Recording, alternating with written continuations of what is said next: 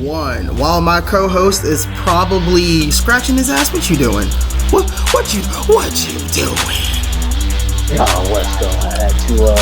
I had to bring out a crate of t-shirts real quick. Oh shit. Ladies and gentlemen, this is the first video episode. You can see our faces in the little box. I am Just Doug, and that is my boy down there, Pins, and this is the Pinfall Perspective Podcast.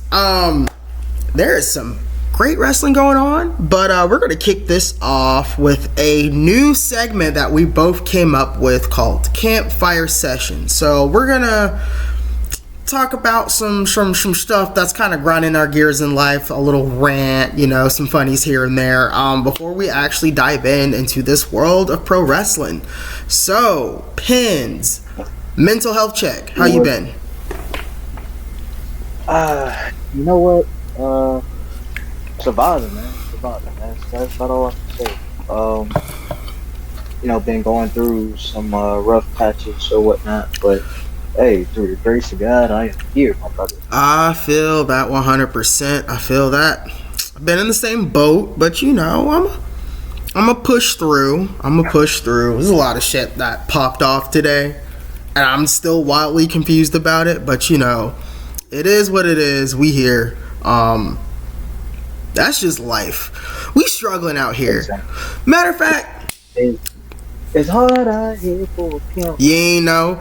See, let me get on a rant real quick, because this season here, this whole Christmas season here, this is some bullshit malarkey. Now, I was at McDonald's the other day picking up the DoorDash. Mm-hmm. Dude was already halfway aggravated when I walked in. I didn't know what happened, but he was just aggravated. So tell me why this motherfucker was like, hey man, let me go get some grape jelly, bro. It's Christmas time. I'm like, really now? We starting this it's Christmas time shit? So I'm about to just start doing some wild ass shit saying it's Christmas time. I'ma piss on a toilet seat and say it's Christmas time. I'ma cut somebody off in traffic and be like, it's Christmas time. Since we just throwing that excuse everywhere just for a dumb fucking way to just, hey, I'm being a fuckhead, but let me say it's Christmas time to make an excuse. Man, if you don't get the fuck out of here with that shit. I mean, that's just like I said before, man. That's just like a big person going to Mickey D's or Burger King, wherever they like to eat or whatever. You get the most fattiest meal on the menu. What a Diet Coke. And then they ask you, well, what is your drink? A Diet Coke. A Diet Coke is not going to make up the difference of calories in your food that you're going to eat. And then you say, hey, it's Christmas time. It's my cheat day. I deserve this, and I can do this, but hold on, but let me stick to my diet plan and get a Diet Coke. If you want to cut some calories, get some freaking water. Or better yet, how about you go to like a sub joint, get you a salad, get you something healthy. But hey, you can't change people. If they want to be reckless, let them be reckless, Just like they said in wrestling, or I heard it in wrestling or I heard it on TV. Either way, you can't fix stupid. You can't. And that wraps up our Campfire Sessions. But now, let's get into some Raw back talk. We're about to cover some past events from Monday Night Raw, and I know your head right now is about to swim over some thoughts on Raw, because I can see it in your face, and we talked about it earlier this week, so I know you got a rant cooking up, so I'm gonna let you take the floor, my bro. Let's see, where should I start? You know what? I'm gonna start this thing off with a bang. I'm gonna start off with the main event.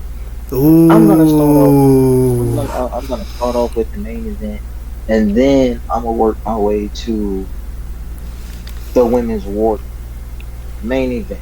Okay, you had Jey Uso and Drew McIntyre. Alright, cool. Now I respect both of them, but To me, Drew was still on the petty side and taking things a little too personal. You see, Jay has been proving himself ever since he's been on Raw.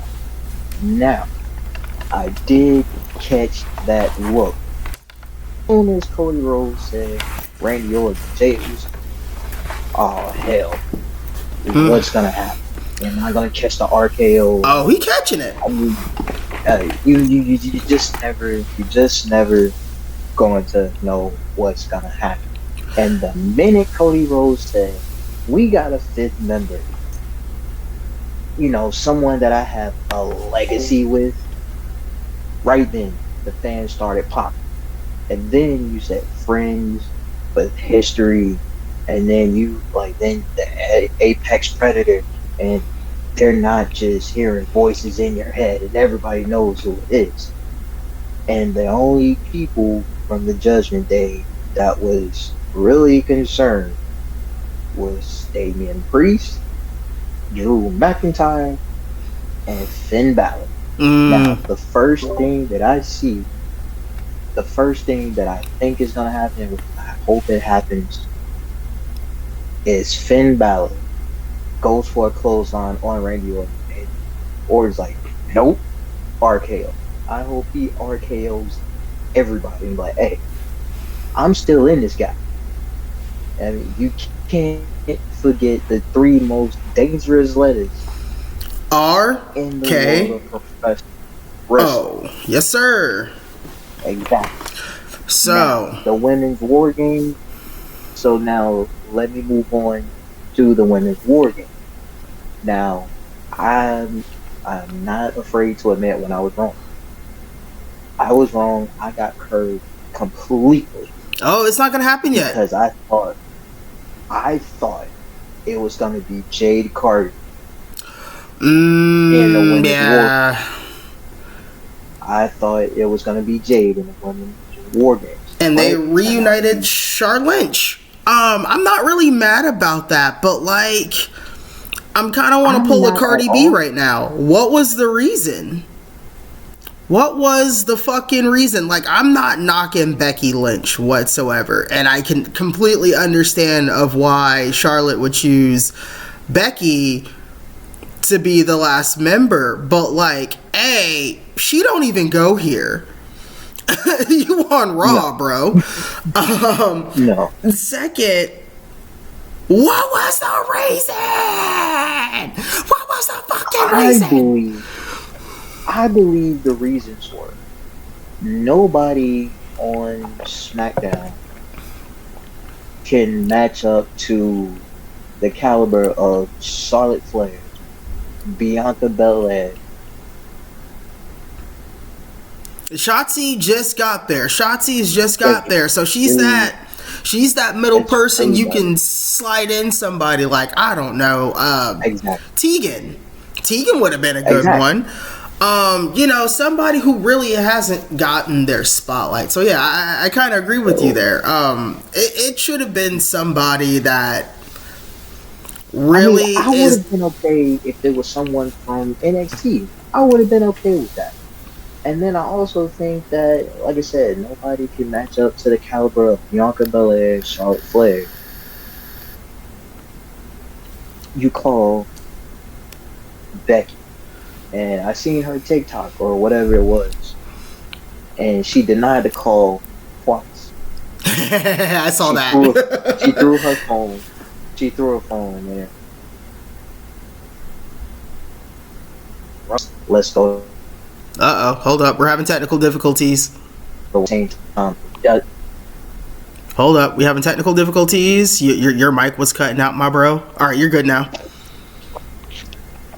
It makes sense, but then again, it doesn't make sense. Yeah, you wanted experience in championship caliber people, but also at the same time, if it wasn't for Charlotte Flair, Becky Lynch would not be at War Games.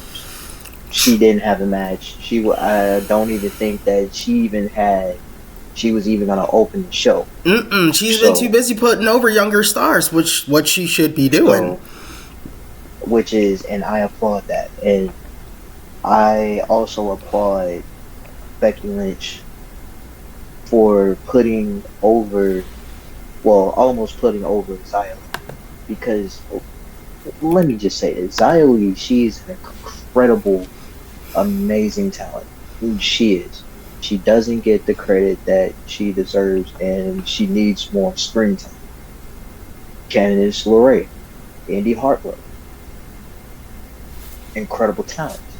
They need more screen time. Tegan need more screen time, and I'm glad she teamed up with not Charlotte, Natalia.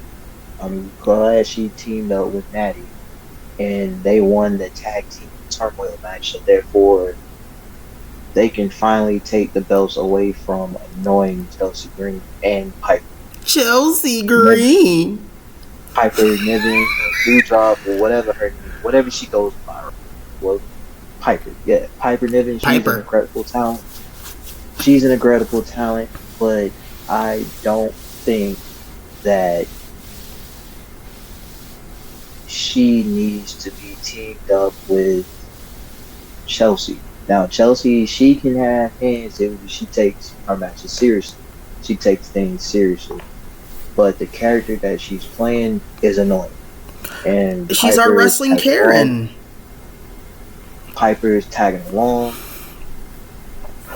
I want to see Piper do a singles run because Piper deserves a singles run. I believe Piper deserves to be up there having quality matches against Nia Jax, Raquel, Charlotte, Becky, Bianca, Asuka. I mean, for a big girl, she is talented. She's really proving the point that size does not matter. And she's got an agility like hell. Like, you see her get her running after she hits them ropes. I'm like, yo, she's coming out that bitch like a cannon. Like a straight cannon. Look here.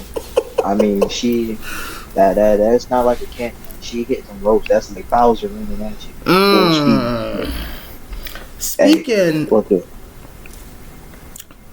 Speaking of, we gotta switch gears to Raquel and Nia. One hell of a match. Banger. A complete banger. Unexpected banger. I have to say, Nia, for those who are still very iffy on Nia, for those who are saying that Nia is sloppy in the ring, I want you to go back to that match if you did not see that match. Nia has gotten so much better, and I think it's about time that we give her flowers. She's obviously been training. She looks great. She's lost weight. She looks amazing. I mean, she was beautiful before she lost weight, but that's besides the point. She has lost a lot of weight. She has been training. She is ready. Like, this is her second coming, and I'm for it. Like, I know I was on that hill alone, and I stood on business when I said I was happy when Nia Jax came back. And now look at her proving my points right, proving those doubters wrong. Like, you're not the only one that was alone. I will agree that she's looking a lot better. She's moving a bit quicker. And when she got fired the first time, I think that was a real good chance and opportunity. I don't even think she was fired. I believe that was just storyline, and that she just needed more work in the performance center. Oh no, she got fired. I believe. Oh well, Mark Carrano. I believe all of it's Mark Carrano's fault. So I believe she was still, even though she got fired, it was a storyline. I stand corrected. She did get fired, but I believe they still let her in the performance center, where she's been doing nothing but training. Yeah.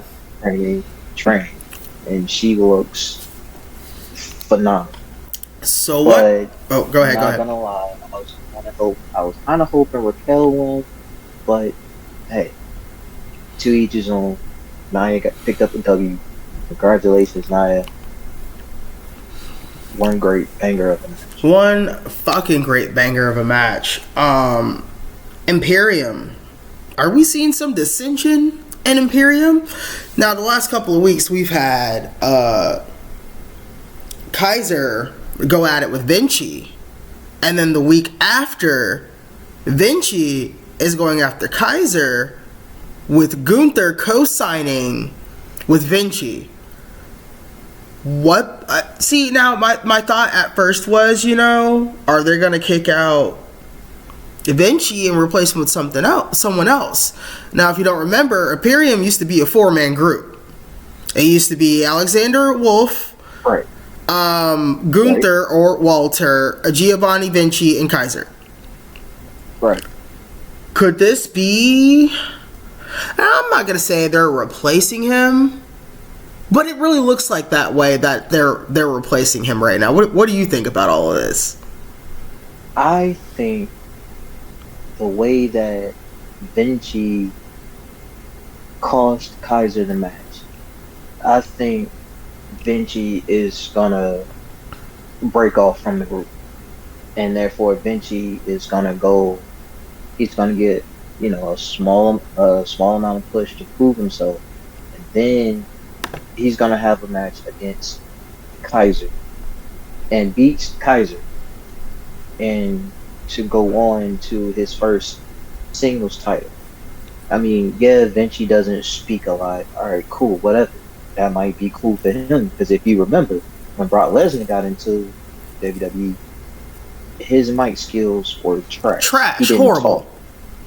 He did not talk for a good while. So I think that Vinci is going almost in the same direction as Brock Lesnar when it comes to the mic and is coming to a singles run. So I think Vinci is going to go on a singles run, and he's going to cost Kaiser one more match. Then Gunther is going to intervene. Once again, they have a one-on-one.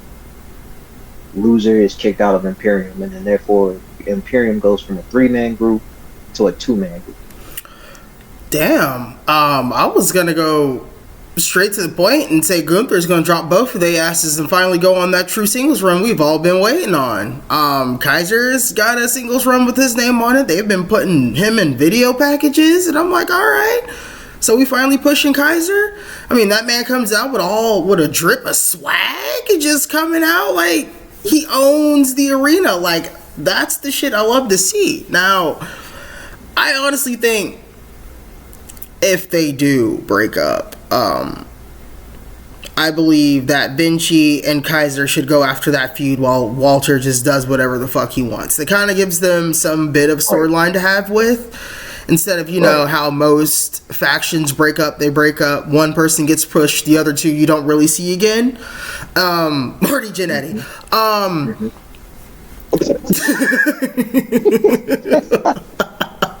Yeah, I went there.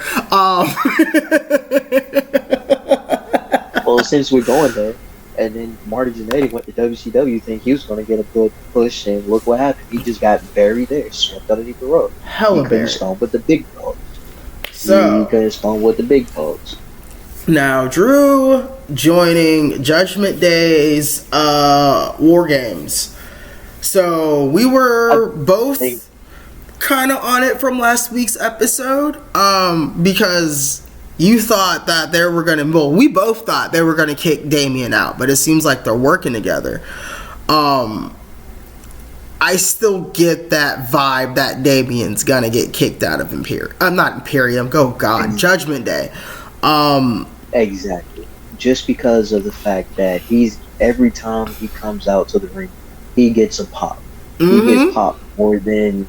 Matter of fact, the only ones out of the Judgment Day that, if you really, really think about it and really been watching and paying attention, every time Judgment Day comes out, Damian Priest gets that pop, Rhea Ripley gets that pop. But Rhea is not gonna leave Judgment Day. So what I think is gonna happen is, being that Damian is getting that pop continuously, he's gonna cash in Money in the Bank, and therefore there's a possibility that Drew is gonna take his spot. But at the same time, Drew doesn't really do staples factions that well. I mean, for example, 3MB. Horrible. And he had no business being in that stable, in which 3 and B didn't really win that many matches anyway. Like I said, Drew McIntyre is better off on his own. If somebody Facts. watches his back, oh well. It is what it is. But I feel it. But Drew does his best heel work alone. For example, him and Dolph Ziggler, they worked well together or whatever for a short amount of time. They won the tag team championships, they lost, and then they broke up. Drew turned face. But I still believe if Drew McIntyre wants to get back in the title picture, he has to go back to that heel Drew Galloway from TNA. Facts. I 100% agree with that, and he actually had some extra aggression when he was Drew Galloway. So I that's a full send on that. Now, the main topic I've been excited to talk about: the return of Randy Orton. This has been a long time coming, and you made a good point about Jay going, oh shit, when the name dropped. But here's the thing, and I think a lot of fans in IWC miss this, but Jay shouldn't be the only person freaking out. Sammy needs to as well. So let's go back. Last year, was it last year? Yeah, it was last year. When they took the steel step and smacked him over the barricade and further fucked him up before he was carted off by ambulance. You think Randy forgot? Do you think Randy forgot? Because I don't think Randy forgot. Randy Orton is so fucking petty. And he is petty in all of the menacing reasons you can think of why he's so petty. So do you think Randy's getting his lick back against Sammy and Jay at War Games? I honestly believe that. But the way that I see it, he's not going to do it until after War Games. I feel that. After War Games, that's when Randy is gonna be Randy. And when I say Randy's gonna be Randy, meaning Randy is gonna be the old Randy when he said he had some kind of impulsive disorder.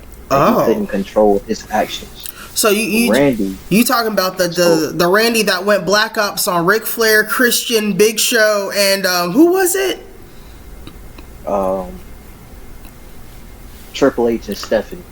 Oh God, no! I'm talking about when Ric Flair came back for that short time, and and he was in the room, and he walked in the room, and he put the goggles on, and he put the goggles on, and he turned the light out and just whipped everybody's ass in the room.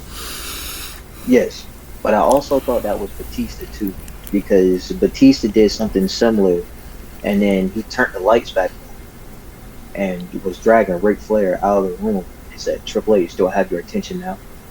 Yeah, give me what I want. Give me what I want. Give me what I want. Like, you didn't have, okay, I understand your hatred, passion, or whatever, but dude, everybody has to use that mic. You didn't have to spit on it. You didn't, bro.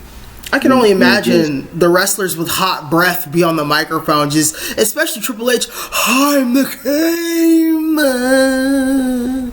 Like, damn, bro. And tonight, in this very ring, I'm going to be seeing absolutely nothing for the next 20 minutes.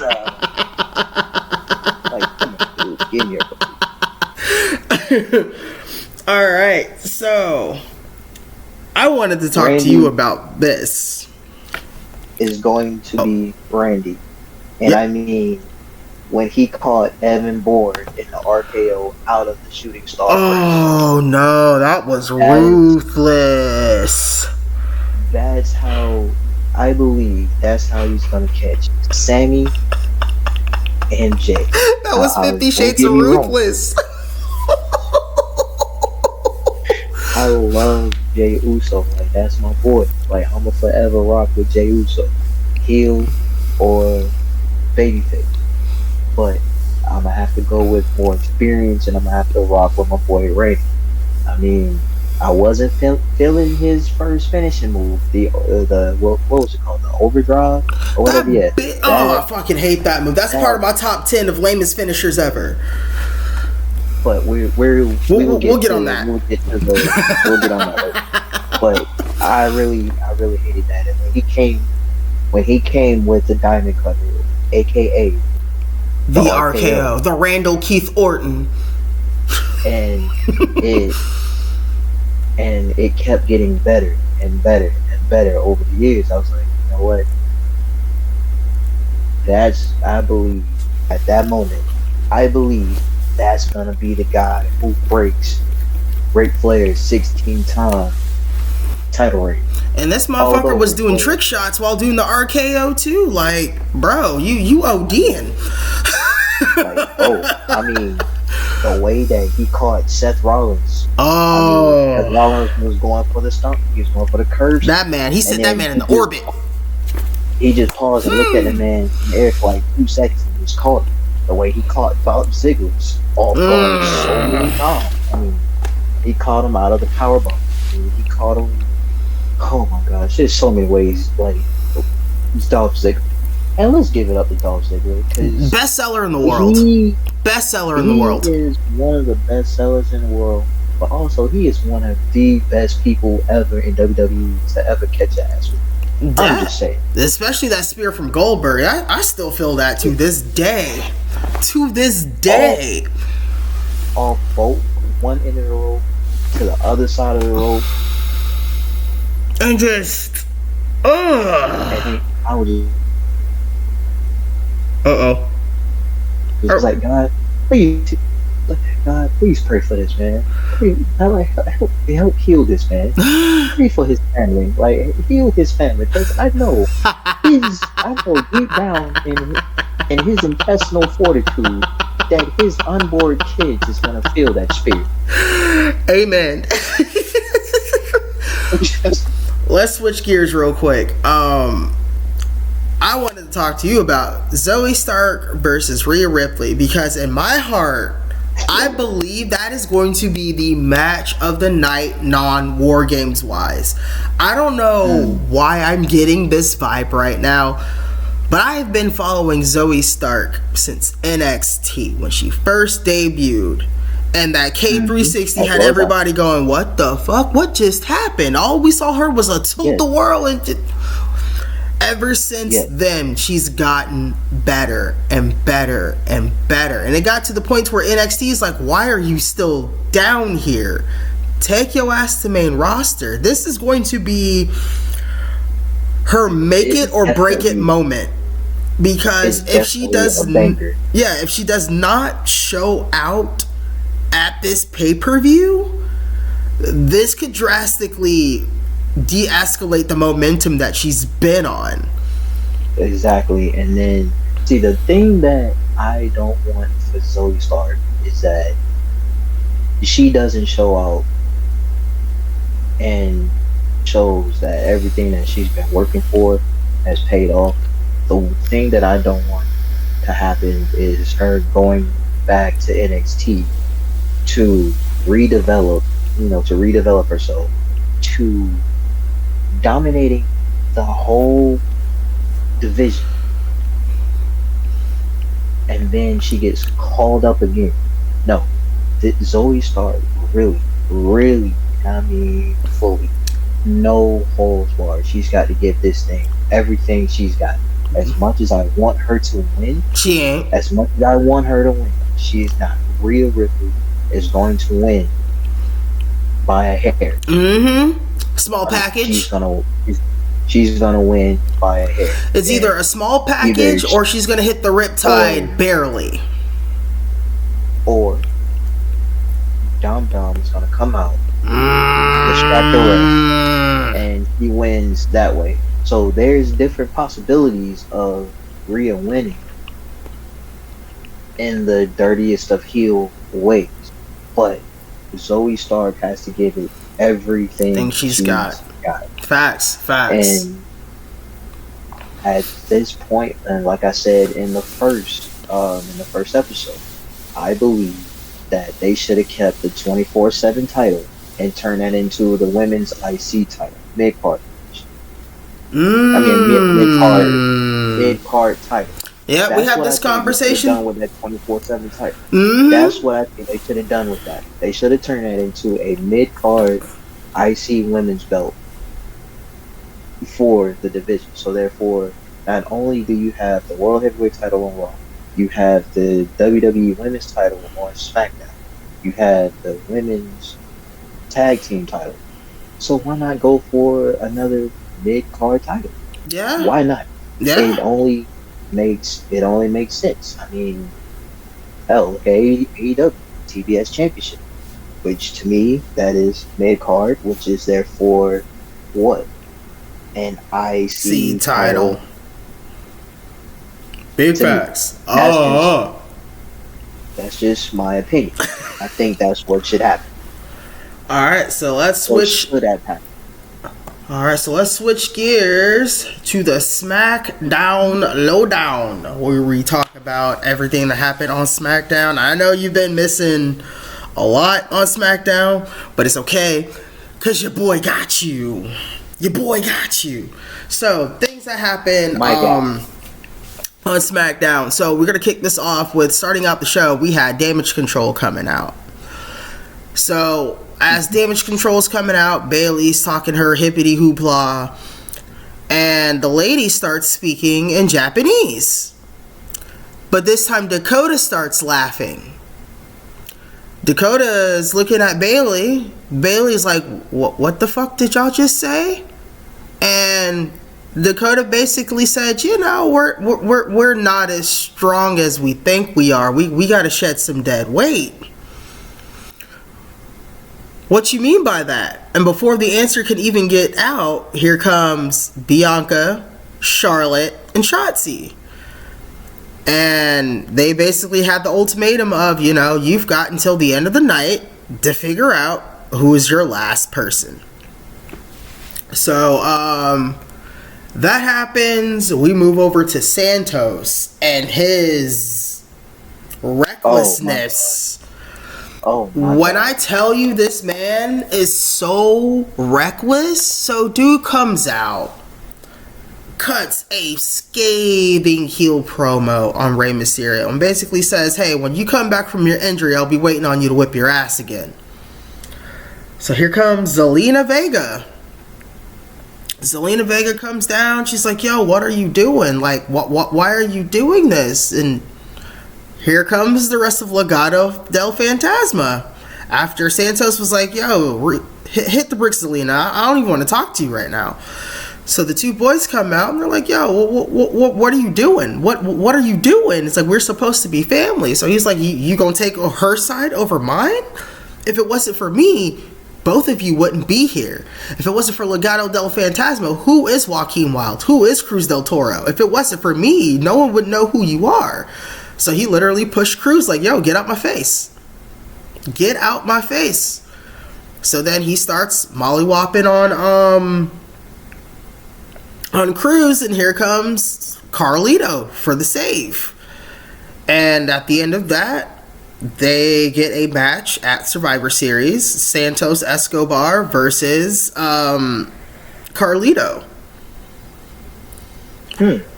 Yeah, this is going way left than I thought it was gonna be, because my original thought was that was gonna happen the following week, because I thought Ray was just beat up. I didn't know that he was injured, but I figured he was gonna come back, and that's when the heel turn was gonna happen, and then boom, we've got LDF back. But no. They are not fucking with that at all. Zelina ain't fucking with it. Cruz ain't fucking with it. So we move on to actually, I'm gonna pause that real quick. I'm gonna go off on a quick SmackDown rant. Triple H, sir, long time, big time fan, one of my favorite heels of all time. Why the fuck would you put Road Dogg on commentary? I just want to know what gave you the idea that would just, just woke up in the morning, let's go put Road Dogg on commentary to fill in for Corey Graves. No. The main reason... Boys and girls, children of all ages, each generation is proudly present to you the new bride class team. Come on, man. Come on. But, like, it kind of, like, threw me off for SmackDown, so I wasn't really invested into it like I normally was, because every time Cole would make a quick quip or Barrett would make a quick quip, and then Road Dogg with his lame-ass jokes, you're just like, dude, you just killed the mood. Go away. Just go away. Just go away. Just stay behind the scenes, please. And I put that as literally on the docket as a topic. Road Dogg does not belong on commentary. No. Yeah. He does not. I will not take away any of his accomplishments because he is a true degenerate. Future Hall of Fame. Facts. Future Hall of Fame. Or, excuse me, Hall of Fame. My bad. But commentary isn't for everybody. No, it's not. I'm sorry. If you're gonna put Road Dogg as commentary, you might as well put Brock Lesnar as commentary. I mean, yeah. Our last topic before we hop out of here, because this is going to be a short show. I know the holidays are around the corner. We've all been busy doing family shit. But I need to know your predictions for War Games. So the card is as followed.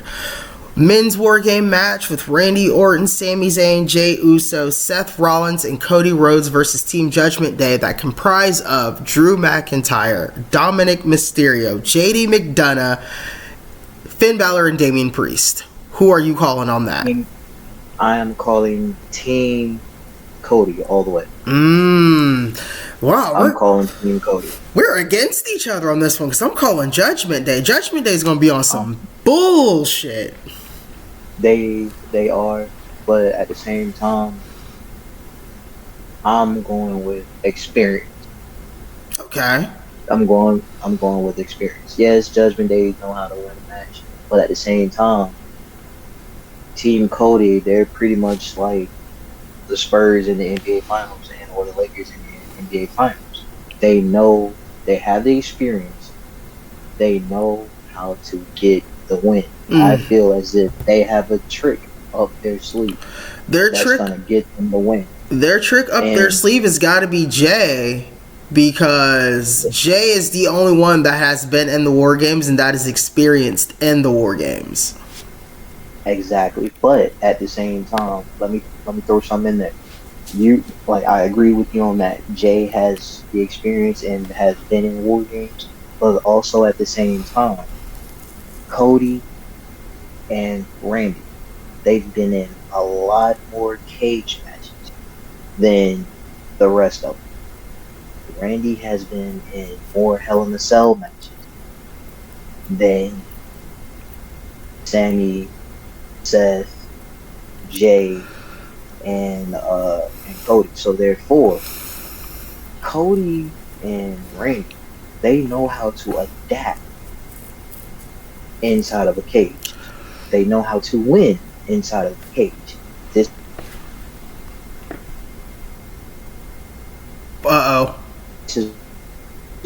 Hold up. You're cutting out a little bit.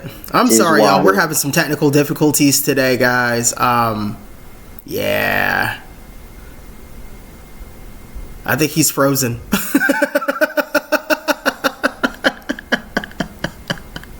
My homie hit the point.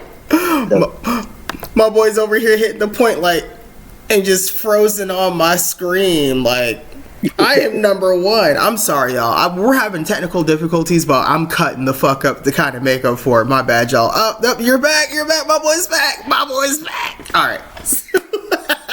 All right. So, you were talking about Randy and Cody being able to adapt and having that experience inside the cage. Yes, Randy, Cody, and Seth. They look comfortable inside of a cage. They know how to adapt. They can use the cage as their weapon. So there's Jay. He knows how to do that. Sammy, he may or he may not, but I'm not going to question his in-ring intelligence. But as I said before, I am going with Team Cody because of the experience and because of the fact that, well, let's just face it, Randy is more sadistic in a cage, trapped in a cage, than an actual regular match. So Team Cody is going to secure the W because I cannot see Randy coming back. All right, here's where I gotta disagree with you. And taking the L, I can't see it.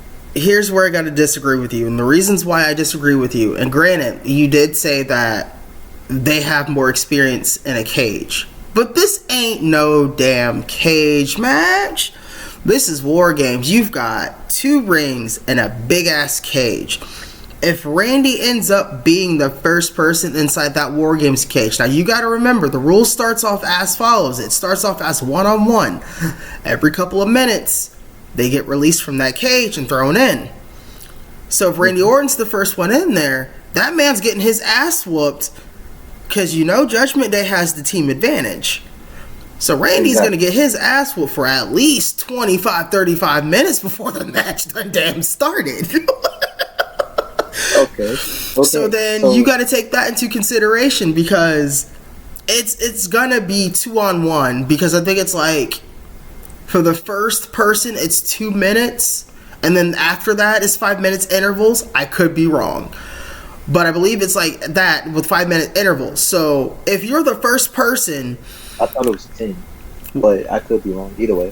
But you've got that much time. You still got 8 people total in the cage, and you just getting blasted. You can't pin. You can't submit. You just gonna have to eat that shit. And that's why I think Judgment Day's got it, because if Finn Balor can pull out the demon without actually turning into the demon, Randy is fucked. If Damian and Finn can be on the same page with that same aggression, Cody and Randy are fucked. And I see your point, but at the same time, somebody on the Judgment Day is going to make a mistake. It's going to make the wrong move. And it's going to be capitalized on. So again, it goes to the advantage, the more experienced team. Again, I cannot see Randy coming back and taking an L. It just won't sit right with him. Alright. You know how he was. So you know how Austin was. Like back in the Attitude Era, around the Royal Rumble time, he went out there, he stunned everybody and left. Randy is gonna do the same thing. He's gonna walk in, he's gonna RKO everybody and leave. Which goes back to Roman's first shirt when he turned heel. Wreck everyone and leave. Alright, so the second card on the match, we've got Zoe Stark versus Rhea Ripley. Who are you calling? I'm going with Rhea. I wanna rock with Zoe because I know she's gonna show out. Oh yeah. And I hope she proves me wrong. But again, I'm gonna go with Rhea. I'm gonna go with Rhea just because of the fact that she has 3 different ways to secure three, not 2, but 3. She's got 3. All right, Piper. 3 different ways to secure the W, and 4. She has 4 different ways to secure the W, and I'm hoping that Mommy has the intestinal She has the intestinal fortitude to win the match straight up. Leave the rest of JD in the back. Take care of this on your own. You beat Charlotte Flair on your own at WrestleMania. Facts. You didn't have help.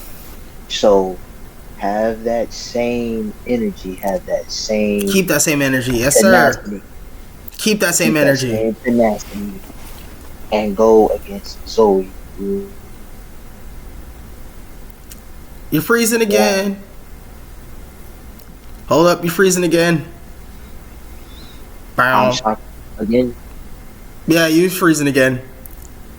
Crap. Again, I'm shocked to even say it, but I'm going Rhea Ripley on this one. Rhea to retain. Alright, so we have the next card on the match, which is my most anticipated match of Survivor Series besides the War Games. Gunther versus The Miz. I'm going with Miz. I'm going with The Miz because The Miz is about to lie, cheat, and steal his way to a championship. If Miz showed us anything on Monday, that just because he turned face, that doesn't mean he let the heel go. Because he kicked him square off in the dick. Did the whole balls number. And then gave him the skull crush for his trouble. And that's why I think The Miz is going to win. He did. That's going to be a hard one for me. I believe, as much as I want to say The Miz is going to win,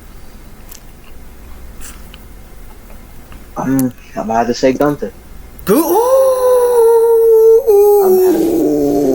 I mean, I want the title. I want the title off of Gunther because I'm tired of seeing him with it. But at the same time, it is hard. It is really, really hard to beat Gunther, and that has been proven time and time again. In fact, it was proven by, I want to say, Ilya Dragunov. Mm-hmm. That was a whole banger.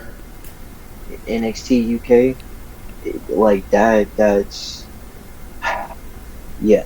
And Ilya had to fight, scratch, claw his way to that victory. So, and I'm not even saying this because I don't like The Miz, because I don't. But at the same time, The Miz has shown me. He has shown me he's been in his bag. Like, he's got a whole nother bag. Mm-hmm. Boy cooking. That he can step into. Boy's cooking. That he can step into. So, I hope The Miz proved me wrong, but I'm going with Gunther. Alright, so now we've got Carlito versus Santos Escobar. Santos for me. I'm going Carlito. It's officially a feud, ladies and gentlemen. So my thing is, if we have 3 different end results of a premium live event, it is known as a feud. So you and me, we're in a feud, and I'm about to make a promo about how much I'm gonna win, motherfucker. Well, you go ahead and make that promo, and I'm gonna fire back with another promo of my own. Alright, bet. And then, last but not least, the Women's War Games that comprise of Team Bianca and Damage Control. You know what? I call the heel turn. I mean, well, I've said it before. I didn't call the heel turn, but I call that Damage Control is gonna kick out Bayley. But I'm going with Team Bianca. Same.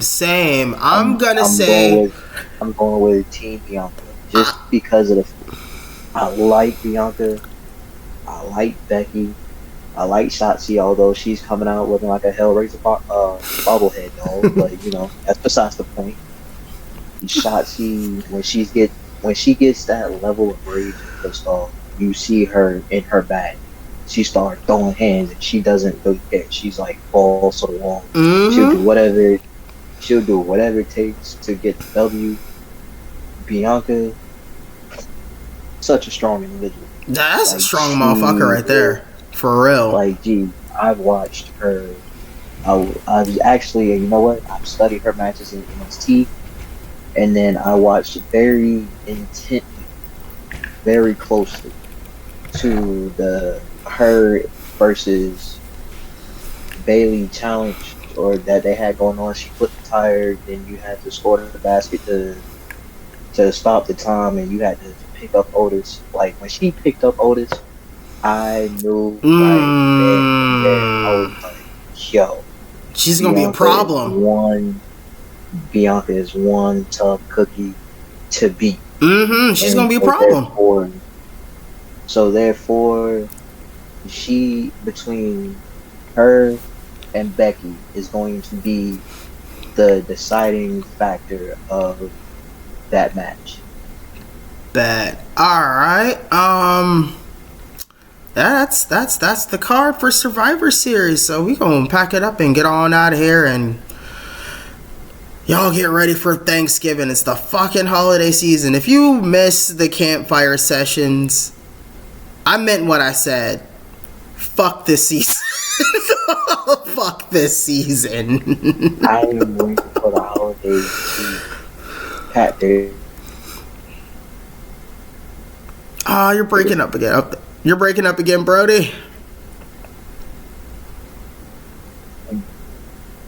That the holiday season is here. I'm ready for it to be like my ex and leave. Like Elon Musk needs space for his ex. All right. That is our time, y'all. Same time, Fridays. I guess we're gonna have to switch the days up. I don't know. This holiday season is fucking wild. This gets dark too quickly, and I'm just not feeling the shit. But anywho, I am Just Doug. That is my boy Pins. And I'm Pins. Yeah, my bad. You should. We gotta get better on that. We gotta get better. we got time to work.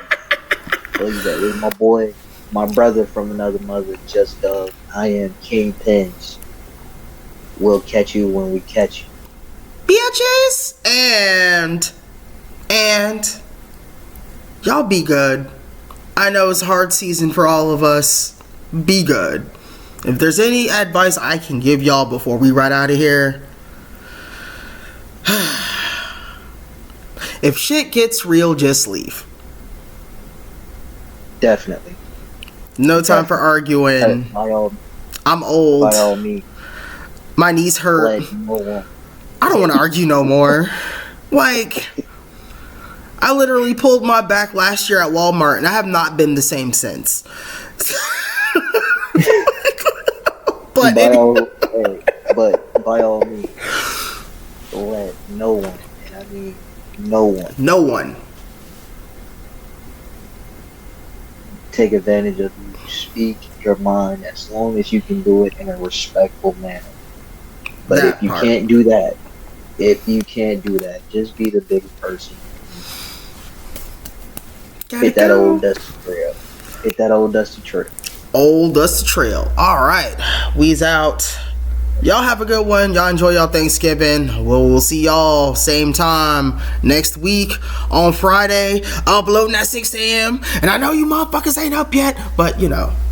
We'll see y'all later. This has been the podcast. Peace. Later.